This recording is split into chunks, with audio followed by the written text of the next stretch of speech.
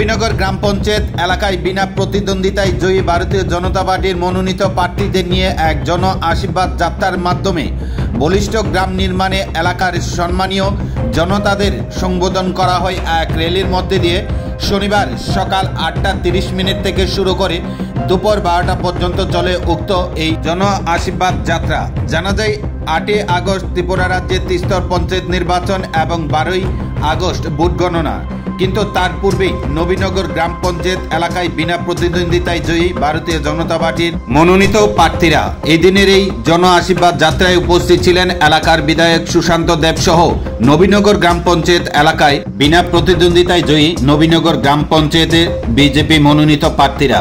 এই দিনের এই জন আশীর্বাদ যাত্রায় বিধায়ক সুশান্ত দেব জানান, সিপাহীজলা জেলা পরিষদ এবং পঞ্চায়েত সমিতি আসনে 8 আগস্ট বিরোধীদের জামানত জব্দ হবেন। এদিনের এই জন আশীর্বাদ যাত্রায় এলাকার বিজেপি কর্মী সমর্থকদের উপস্থিতি ছিল লক্ষণীয়।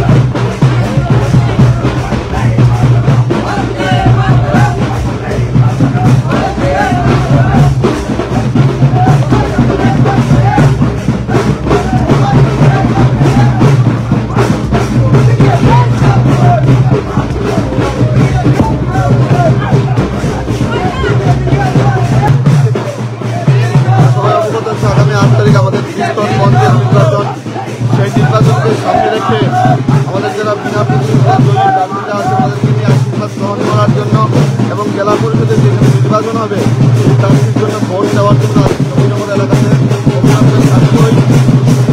জনসাধারণের প্রবল উৎসাহ উদ্দীপনা আমরা বিপুল পরিমাণ করে আমাদের জেলা পরিষদ